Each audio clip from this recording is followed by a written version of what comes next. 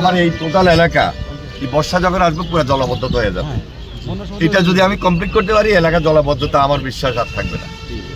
কারণ আমি তো এবার আসার পর এই যে গত বন্যায় সবচেয়ে বেশি ভাঙা খাতে পারি,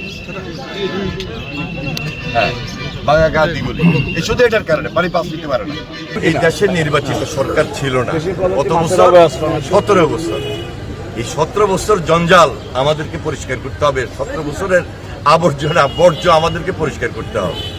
এবং যেহেতু এখন আমরা নির্বাচিত সরকার তারেক রহমানের নেতৃত্বে সকল কাজ সকল ডিপার্টমেন্টের সহিত সমন্বিত করবই। পাশাপাশি যারা দখল করে আছেন, যাদের বিশেষ প্রয়োজন সহযোগিতা করার, সকলের আন্তরিকতা সহযোগিতার মধ্য দিয়ে আমরা এই যে একটা দেশপ্রেমিক সরকার হিসাবে জনগণের স্বার্থে জনগণের পাশে থেকে কাজ করা, সেই কাজগুলো আমরা হাতে নিয়েছি। আশা করি সবাই আমাদেরকে আন্তরিকভাবে সহযোগিতা করবেন। আমার দৃঢ় বিশ্বাস এই কাজগুলো যখন আমরা কন্টিনিউ করব, আমরা সেই উপকার সেই সুবিধা জনগণের গড়ায় আমরা পৌঁছে দিতে সক্ষম হব। গরমে আরাম নিয়ে হবে না হাহুতাশ, ঘুরলে পরে ওয়ালটন ফ্যান বাতাস আর বাতাস। খালের মধ্যে যে পরিমাণ বর্জ্য পড়ে আসছে বা দখল হয়ে আসছে, এগুলা যদি আমরা কোনোভাবেই না সরিয়ে নিই তাহলে খাল খননের যে বেনিফিট সেটা আমরা পাবো না। সেজন্য একদিকে খাল খনন কর্মসূচি অব্যাহত থাকবে, পাশাপাশি সবার সহযোগিতার প্রয়োজন। যে যারা অবৈধভাবে দখলদার এবং এই যে বিভিন্ন ময়লা আবর্জনা বর্জ্য এখানে ফেলেন, তারা আরো বেশি সজাগ এবং সতর্ক হতে হবে। সবার আন্তরিকতা এবং সহযোগিতার মাধ্যমে আমরা যে কর্মসূচি হাতে নিয়েছি এটা সম্পূর্ণভাবে সাকসেস হবে বলে আমি মনে করছি।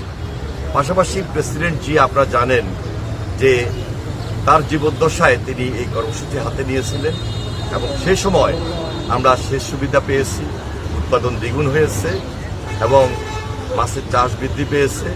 সব কিছু মিলে আমরা এলাকাটাকে স্বনির্ভর এলাকা হিসাবে করতে সক্ষম হয়েছি। এখনও আমরা সারা বাংলাদেশটাকে স্বনির্ভর বাংলাদেশ গড়ে তুলতে হলে সবার সহযোগিতা প্রয়োজন এবং প্রেসিডেন্ট জিয়ার যে কর্মসূচি, সেই কর্মসূচি আমরা তারেক রহমানের নেতৃত্বে এগিয়ে যাবো ইনশাল্লাহ। সেখানে তারেক রহমানের হাতকে শক্তিশালী করাই আমাদের লক্ষ্য। এটা দেশবাসীর প্রয়োজনে এবং এই দেশের মানুষের সুবিধা বা স্বার্থের কারণে। সুতরাং সবার আন্তরিকতা এবং সহযোগিতার মধ্য দিয়ে এই কাজগুলো আমরা সমন্বয় করেই আমরা নতুন বাংলাদেশ গড়ার জন্য যে অঙ্গীকার ব্যক্ত করেছি তা আমরা সম্পূর্ণ করব। আমাদের পানি সম্পদ মন্ত্রণালয় এই কর্মসূচি আমরা যখন আনুষ্ঠানিকভাবে শুরু করব, তখন সকল ডিপার্টমেন্টের সঙ্গে সমন্বয় করে আমরা জনগণের স্বার্থে গুরুত্বপূর্ণ জনদাবি অনুযায়ী সুবিধাটা জনগণের কাছে পৌঁছে দেব।